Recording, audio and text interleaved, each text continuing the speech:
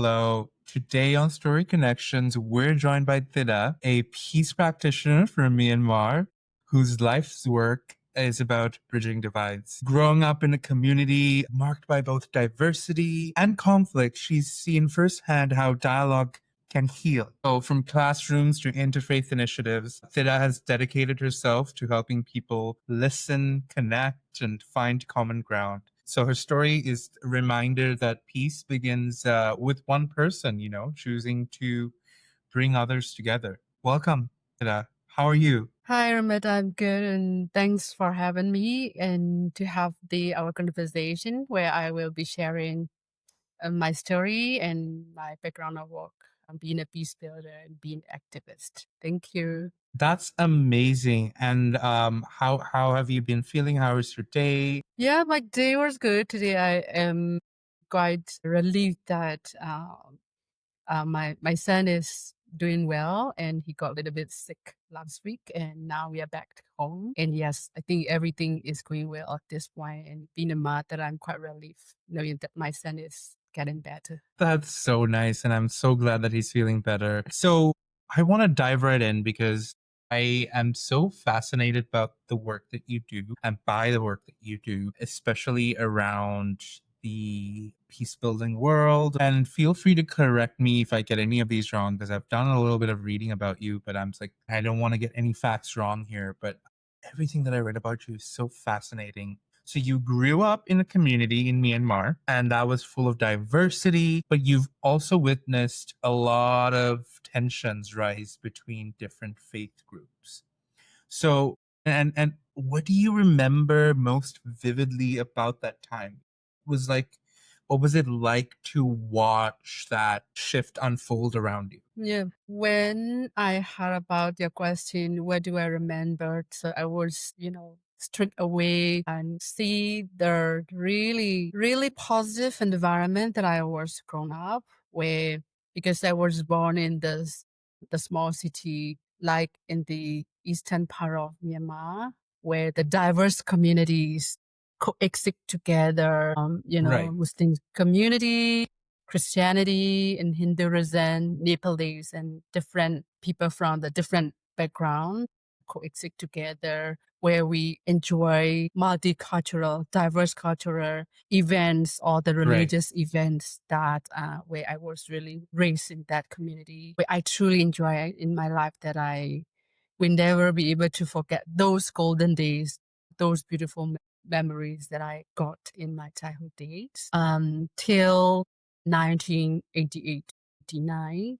But that atmosphere got really distracted right, by the, like structure violence systematically of, the violence created by the military regime in Myanmar. right, So yeah, that's really painful because like, in our community, although we didn't talk about the interfaith, we don't need to mention, and we didn't talk about the any peace, but organically we coexist and we live together happily.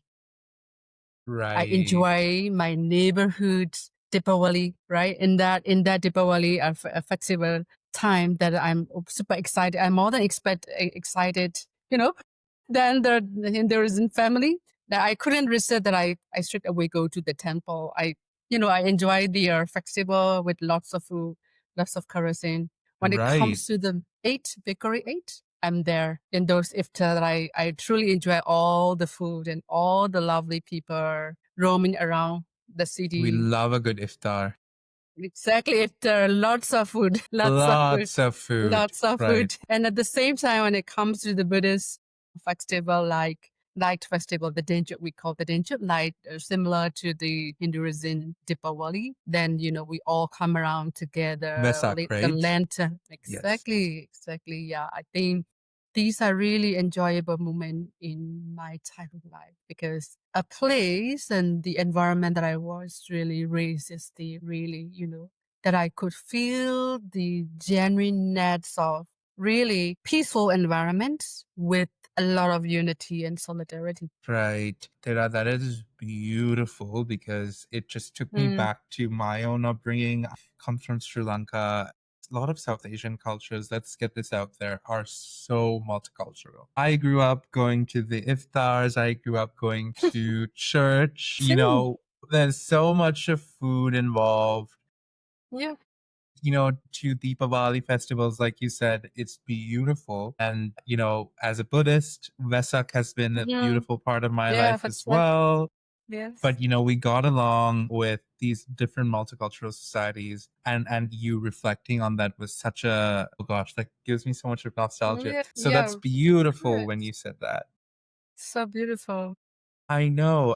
So, was there a moment in those early years, as you were growing up in these multicultural communities, but you're also seeing conflict at the same time a bit. And then, do you see anything that first made you realize that, oh, dialogue, it's super Mhm. important? How important dialogue is. Was there like a moment that you saw that? I think one thing could be that at that time, there is no mobile. Even that Right. every house, then we didn't have any television back then.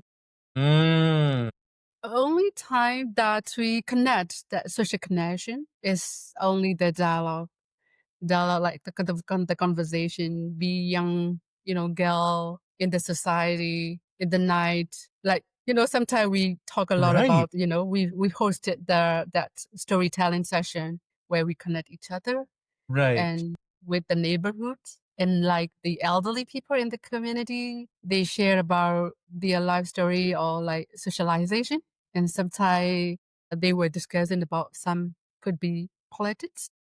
So like so young people, we were really interested on our ancestors and our great grandparents, parents that they share a lot about their life story. I think where we have the really genuine social connection between through the dialogue. For example, we have the family dinner where we have the conversation and where we in the nighttime all the children, all the people in the neighbor gather in front of our houses. There's some bench, and we have the really good conversation either about movie or could be about the books and about the festival. So that's where then I noticed that the dialogues bring the people together, and Right. that connects heart to heart connection that we could feel. I could interpret. So we are so attached to each other.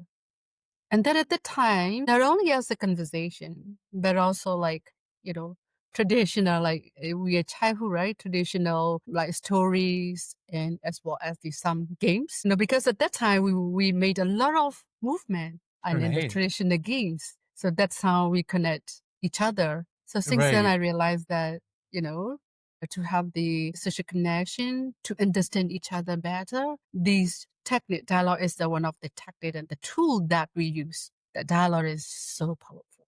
My gosh, that's beautiful. And it almost makes me wonder how much technology has changed those face to face connections and those moments of conversation, like you spoke about. Do you think that technology has changed those kinds of relationships now? A lot, a lot. Let's say, I would say that even including myself, my kids and my friends, we become more closer with the people in distance because we connect through that technology. But we become quite farther, although we are in the same room together, right? That's really sad. Sometimes, I feel like although I am the really dialogue practitioner, since takes advanced technology, I sometimes feel guilty that am I missing the family dialogue? Right. Because most of my time is being spent on the, let's say, laptop computer and then my mobile and connection with other for the business purposes. Right. Why my daughter is doing different thing, maybe Instagram or Facebook. Why my son is completely with his laptop on this like game, Right. right? So we become a little bit distant, although we are in the same location where we are trying to connect with the people at the part of the world Right. through the technology. So that is sad. I think it also like, because since then, I think since advanced technology is being really popular. not only in Yeah. Myanmar, but also like I think the family conversation, that the family dialogue is getting Right. questioned, Oh, right? yeah. Yeah. That is so true. We hosted recently this amazing play with Kahani. It's called Past the Bleeping Potatoes, where we showcased how, family dinner table conversation Mm, can go in so many different directions today, and fueled by this idea of technology, right? yeah. It brings us so much of connectivity, but at the same time, it disconnects us so much from the people sitting right next to us. So that was such a beautiful way that you said that. I love that. How you framed that. It just gives such a beautiful, fresh perspective about Mm-hmm. technology, and Mm-hmm. I'm sure some of those lessons are continuing to shape the way you approach mediation today, right? Because Mm-hmm. you probably see Correct. and remember how important those face to face connections, bringing people to the table physically, is important, right? Yeah. Yeah. Because it means a lot. Right, If we are not together, right, maybe the same conversation, the same meaning you're talking about over online, but maybe your interpersonal, the ways of the way you present on the conversation that you are presenting right, could be mistakenly interpreted, that creates misunderstanding. The tension happen with me even in my workplaces, because now I am in the other places in Thailand. My team is in Myanmar, inside Myanmar. Although, and we are doing a lot of positive things. So we are having the conversation, but sometimes the remote setting doesn't help. Sometimes they might misinterpret on my language. Sometimes I might do the same, right? So that's why, even in the workplace conversation, workplace dialogue, the family dialogues are super crucial and super highly important in our life, to connect each other. right. That's an important point that you bring up, because so much of and in the work that you do, especially how you are understood is very important to you. Mm, And yep. so, if there is something in between us that is going to take away that understanding, then we do have a problem, which is always why it's important to Yes. have those face to face conversations. Yeah. Beautifully said. Because I had that experiences when I was working with my first job as the organization working on the humanitarian, and through the humanitarian, the organization facilitate the peace dialogue, the peace process in Myanmar, where we really had the tension between all the actors, where we interact, communicate through the email. We had a lot of some tension on this, like the target selection. We were just commuting over email, but we didn't manage to talk, to have the conversation, to discuss further, even for the participants, like beneficiary selection. So I realized that something is not right. And then, I convened the dialogue session, like, small informal dialogue session with all the important stakeholders, kind of like community mediation through the dialogue. I try to understand the interest of all the actors, the position where we were in, the interest that each actor bring. So like, actor A wants the humanitarian aids in their territory first, in their Hmm. region first, and the actor B, they also want equally the same for the community. Right. Okay. So I manage, and, I have the really great genuine conversation. I try to listen then, and then, okay, when we come back, then all the beneficiaries, all the communities will receive the equal distribution. So like I could bring some kind of like community based mediation and dialogue where we really got the consensus agreement. Okay, the next round of the distribution, the community B will receive. This time we have informed community A, so that we have to distribute these humanitarian aids to the community.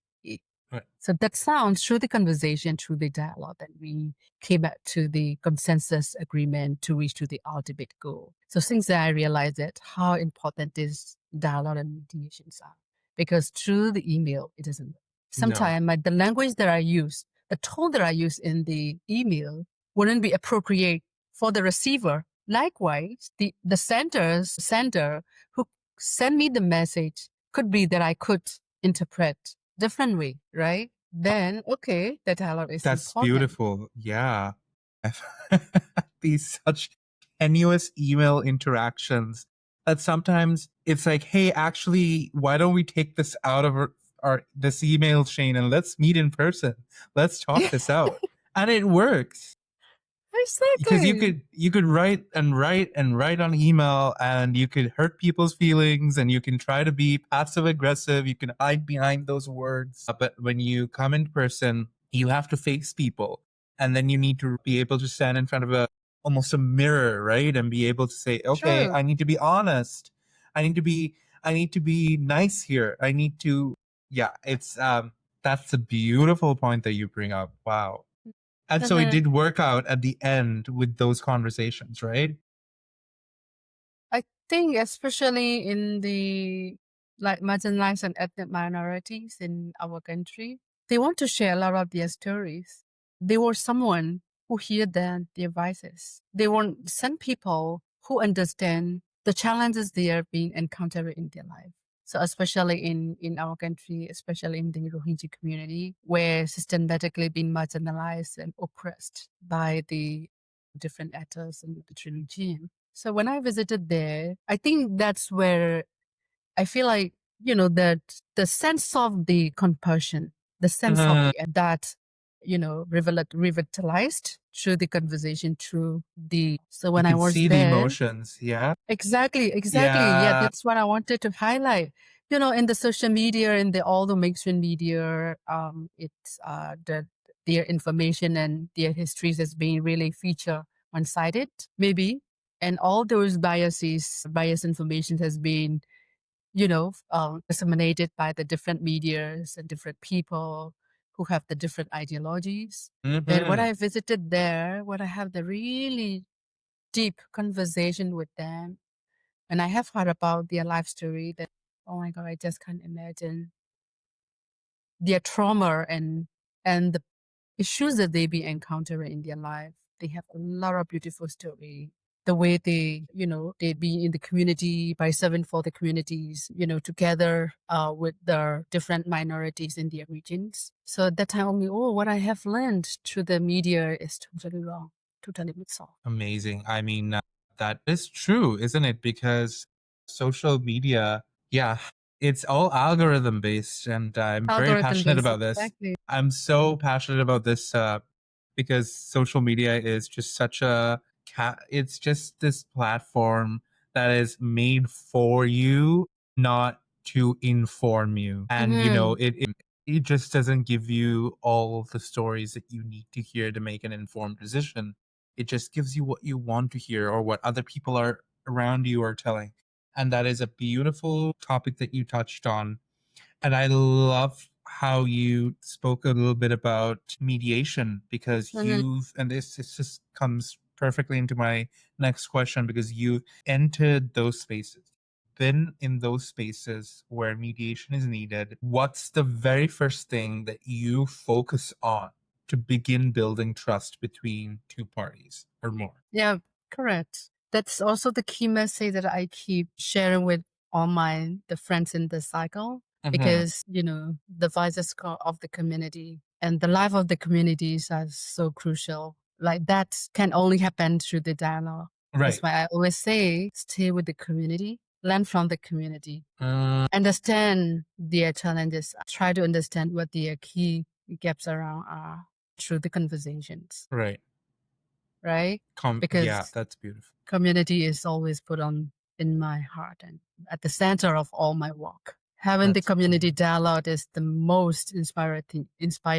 That community dialogue is so important, so that we have to create the community conversation at all times. At all times.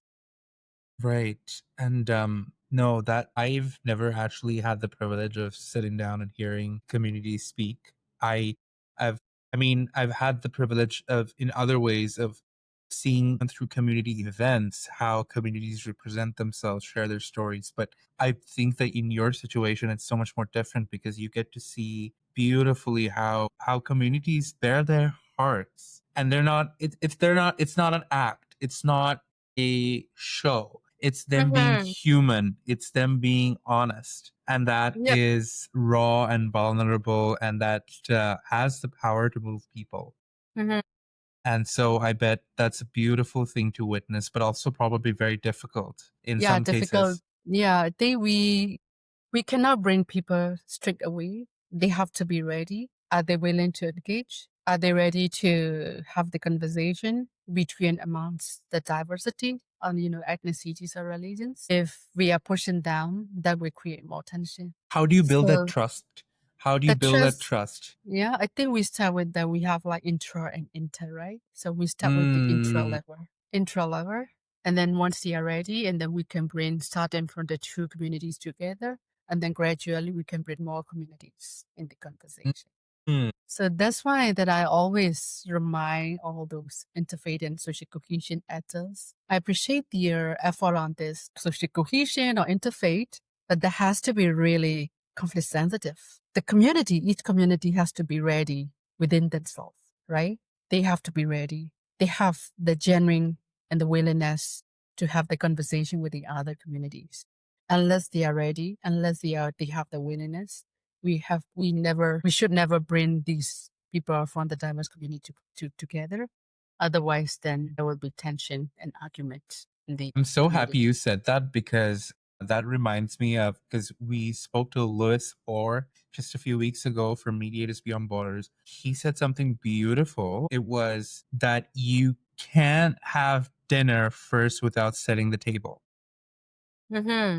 And I love that line because you need to first make the food. You need to be willing to come to the table, ready to eat before you have dinner. So you need to be, as mediators, we need to be able to do our work first and our homework, but also people need to be willing to come together and sit down at the table to eat. And that's the same with peace and negotiations. And that's I just remembered that as you were speaking, that's such a beautiful thing that you mentioned. I think in the dialogue too, then I think a lot of innovative ideas and approaches are so crucial.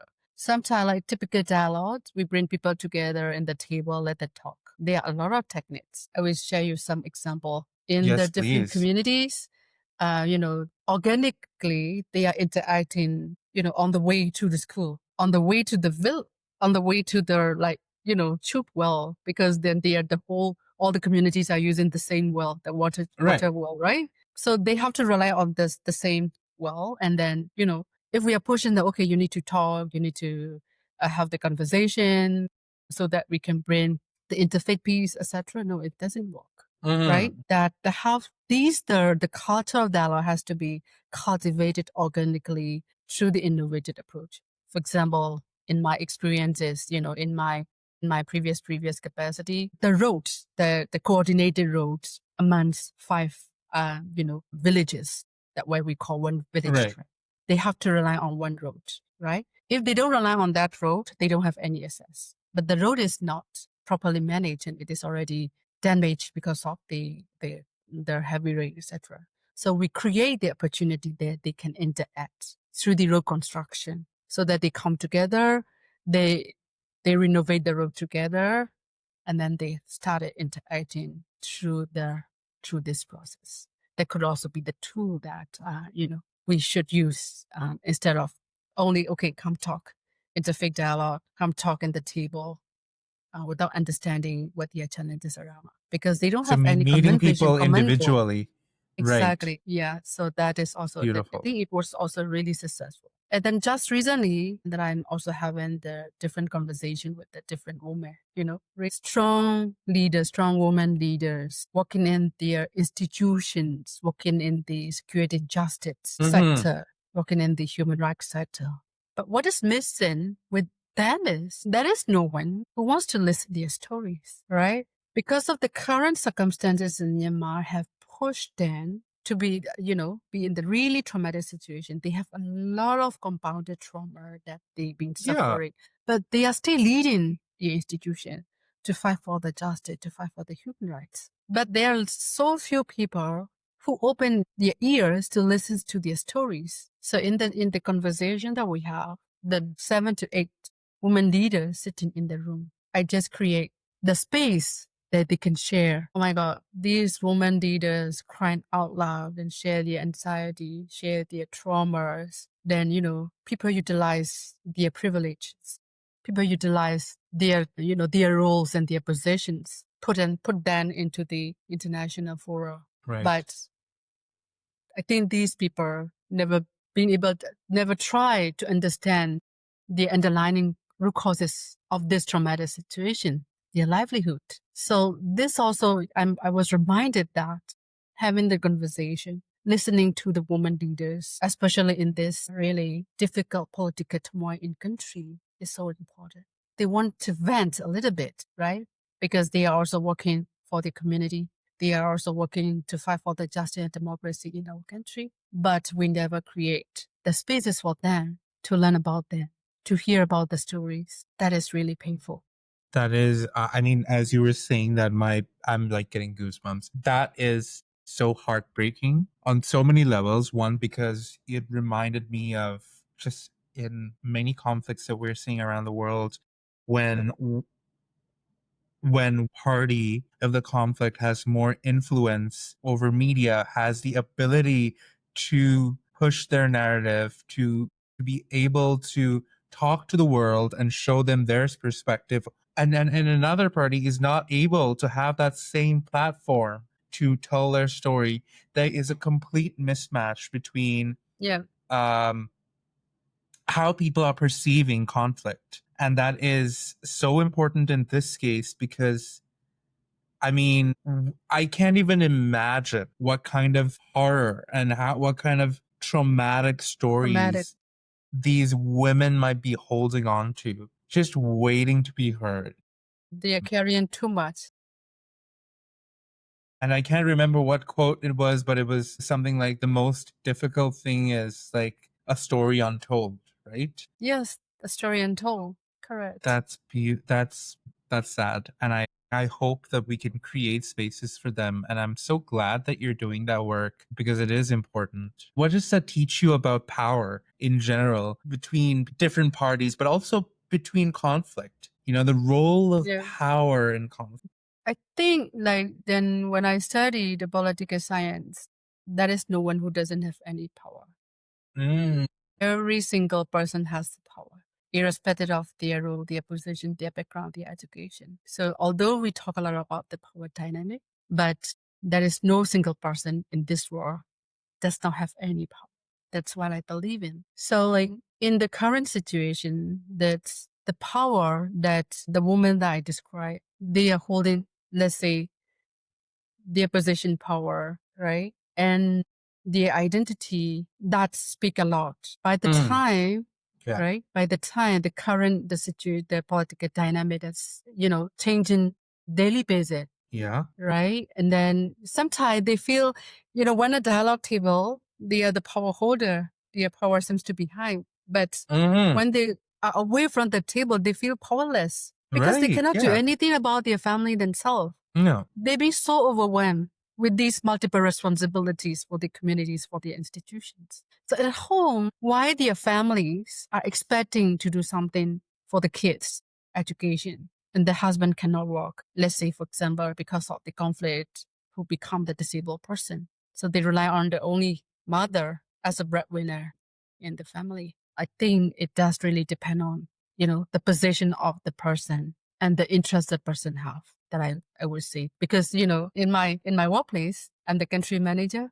Seems to be Right. like that I am the powerful. But in the family, no. No. So but it is important that how we utilize effectively our power, adjust the power, between the conflicting actors, between the parties that we work. It's really important. Even in the Wow. workplaces, even in the community, even in the family.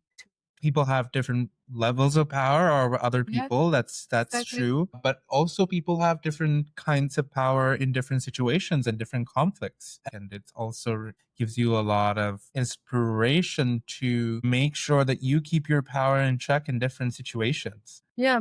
So, but we have to admit that it is so difficult to balance, Right. so that we are in the same power, then there is no power dynamic at all. Right? Mhm. Yeah. You- The dialogue, that's the power balance. If we cannot Right. balance out the power, that might be tricky and challenges to have the really genuine conversation, genuine dialogue. Right. And then I kind of reminds me because you were talking about these amazing women and then they're holding their stories and their untold stories. So as a practitioner, as a dialogue practitioner, as a peace practitioner, you often carry that weight of very heavy stories. You know, people talk about their burnout, people talk about their trauma, and you must have experienced as a peace practitioner a lot of burnout and a lot of heaviness. Have you ever had like a time when you questioned whether dialogue, like, have you ever like thought, what am I doing here? What is my purpose here? Is dialogue the solution here? Is dialogue going to work? Has that moment ever happened for you? Yeah, especially when like we are having the conversation dialogue with, especially with the victims, survivor who really got a traumatic situation in life. Although our purpose is to have the dialogue and conversation, listening to the story, but sometimes it might not be successful because for us it's like being a dialogue facilitator, being the one who is trying to understand their situation, how they be really violated. But they have a lot of trauma already. If we cannot manage with a lot of conflict sensitive manner, that creates more trauma. Let's say we just listen if they want to share. Right? Dialogue means listening, empathetic listening is so important. Right.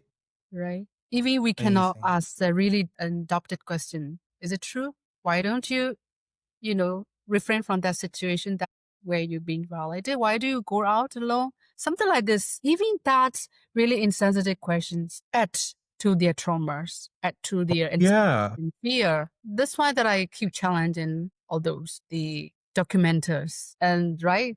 People who are collecting the evidences. Okay, guys, you have to be really sensitive. Your conversation, your questions would add again trauma to the victims. That's why that I always educate that even these documenters, even these key actors who collect all those evidences from the cases have to have the really dialogue technique. They have to have the empathetic listening skill. They have to have the really conflict sensitive ways of facilitating, asking the really empathetic question. Didn't even think of that. Oh my God. That is a fresh perspective on taking that because you it may seem well intentioned. It may Mhm. seem like it is an act of service, but you're going into these communities, you're asking questions in an insensitive way that can add to the trauma of communities, of people, of individuals, and in all in the name of telling.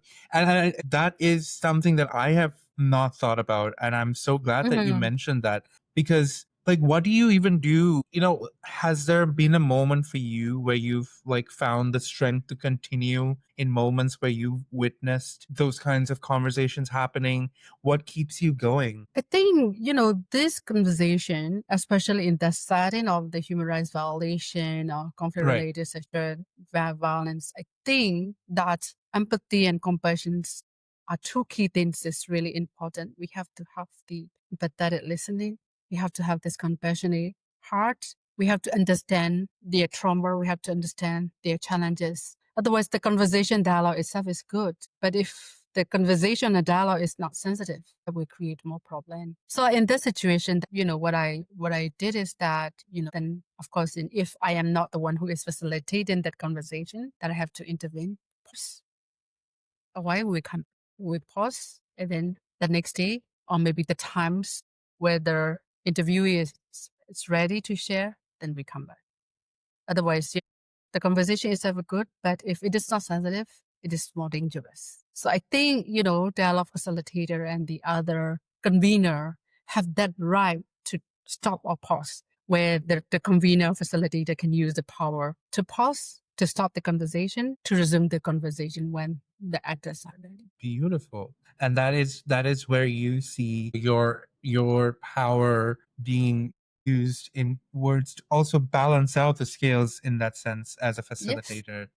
true. um I like that perspective, and that because that gives you the power to keep going on as well, because these Mhm. conversations are difficult, and that's what you bring as your skill to the table. Yeah. Yeah. Especially the dialogue facilitator and mediator. Yeah. Sometimes we need to use our power. Yeah. Right. Not the Right. overuse, but it is like otherwise, that will, the conversation will lead to the different direction, right? Absolutely. And that's such an important way of using your power as a facilitator and mediator between for conflict. And so that brings me to this important fact about your life is that you've worked with a lot of youth in Myanmar. You've helped them build skills in mediation and leadership. So you've worked closely with them teaching and seeing these Mhm. young people. What gives you hope for the future? What is our younger generation like? What are they doing? Are they actively involved in this process of mediation? Are they interested in leadership? How are they responding to conflicts? What do you see? I think in my different capacities, I've been training over 300 youths, especially on the mediation, dialogue, and conflict resolution. What I like about them is they have clear vision and mission, and they don't have biases. They are clear with what they want. They are clear with what they want to be. They are clear with what the importance of the dialogues and the conversations. That I really got inspired by their youths, especially who are trained from the different communities in the countries. Although, like adult, like us, we might have our own interests. We might have our own Hmm. ideologies, right? Even we adult people come to the dialogue table, we might have our own interest. But these youths, they know it is the betterment of the community. They are so clear with that. That's what I love about the youths. They see the They are conflict, they understand it. exactly, they understand the conflict because they know only between the justice and injustice. They fight for the justice, Mm, right? They fight for the community. They fight for the democracy. And then once this situation, this really turmoil situation is completed, when the country is getting normalcy, they will go back to their classroom. They will go back to their king center. They don't have any other interests that I love about our generation Z and the youth. So, like, why our adults are still reluctant to have the really genuine dialogue between amongst the conflicting party and the conflicting actors? But these youths are open to have the dialogue. mhm. Wow. That's And really that, quite yeah. appreciating. Yeah. And it sounds like they have the awareness, they see the trauma that their Yeah, adults in the community are going through, and they have that sensitivity to appreciate what a world without that conflict could look like. yeah, And I'm really happy to hear that youth are engaging in that way in this process because there's an important question around how we inspire the next generation of yeah, of leaders to take up the work that peace practitioners like you, dialogue facilitators are doing, and how we can inspire them to go on to carry those good traits to the yeah, future because we want people to keep being peace negotiators and dialogue facilitators and mediators. So that's I'm yeah. glad to see that there's engagement. Yeah, I think it is also important the trainers, especially the Mm, organization working on the peace building and the dialogue, because at this point the country situation is still in the really high tempo, really high right, tense right, situation. right, Some people might not accept the dialogue. Okay, what is the dialogue?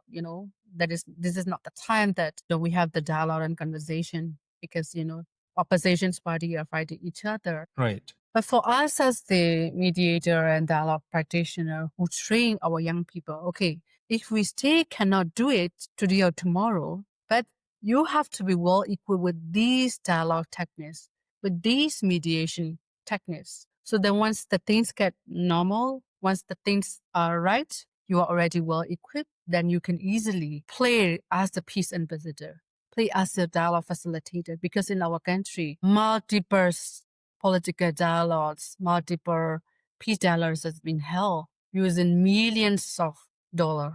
Mm, But I think what has been the missing piece is that genuineness. They come up with their own interests. They didn't bring the genuine sense of dialogue and genuine sense of peace, that genuine peace for their community. Different people come with different own interests. it was having a conversation Yeah, because of like want just for the sake of having a yeah, conversation, not that's because people fine. wanted to Yeah. hear.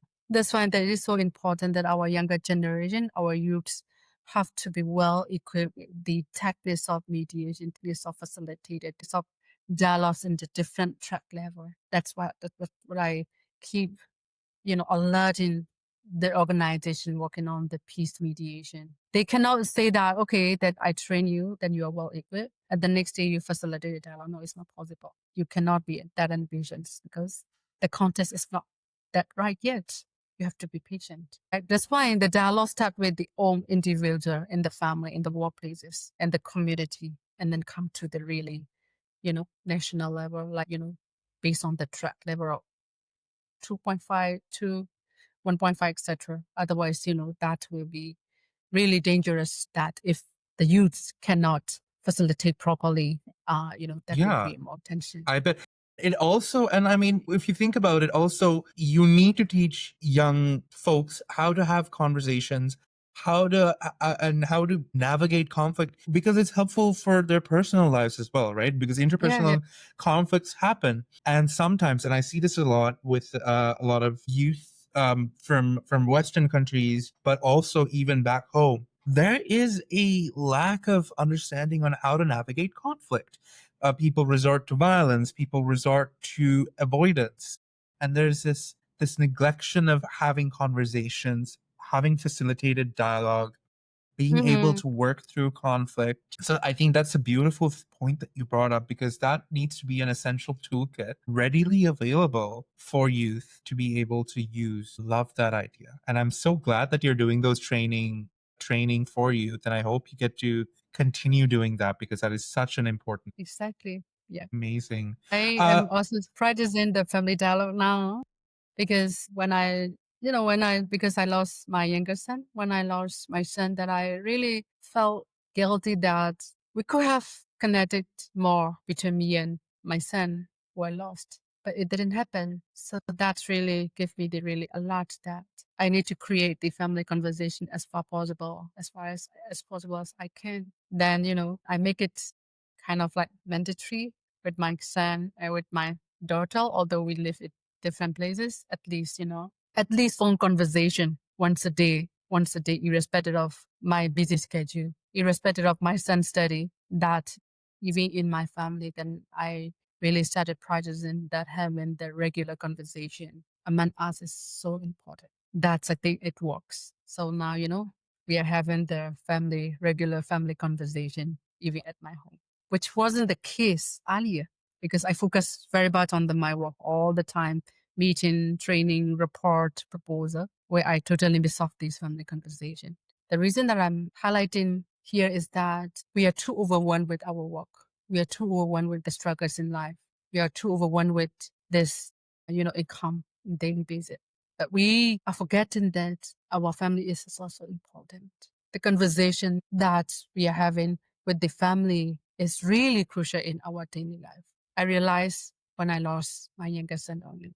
So that's why I'm also advocating to have to let the people ensure that they have the family conversation in their daily life, at least once a day. Tida, I am so sorry for your loss. That is, that just breaks my heart. Thank you so much for sharing that because I often think about my family and the conversations we could have had, the conversations we haven't had, and you articulated that so beautifully. And I think there's always that sense that we are caught up so much in our work and external conflicts and external conversations that we often don't see the things that unfold right in front of us within our community, within our communities, within our families, the stories that may be going unheard. And you put such a beautiful fine point on that.